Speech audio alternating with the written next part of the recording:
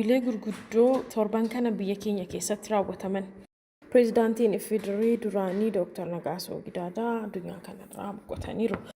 Boqochuu pireezidaantii Ifedirii duraanii Dr. Nagaasoo Gidaadaa ilaalchis afyaa'ii manni marichaa obbo Taaggasaa Caafoo wiixata eebila 28 2011 guyyaa gaddaa biyyoolessaa ta'e akka ooluuf labsaniiru. Fooramiin xaanaa 8ffaa Bahar Daaritti gaggeeffamaa jira.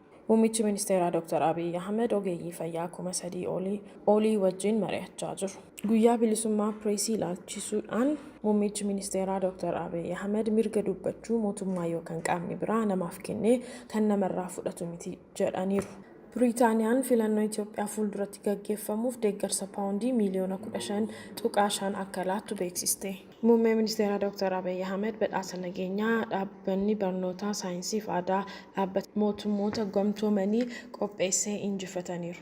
Uummanni Oromoo fi uummanni Somaalee uummata damee tokkooti jedhan itti aanaa pireezidaantii naannoo Oromiyaa obbo Shimallis Abdiisaan.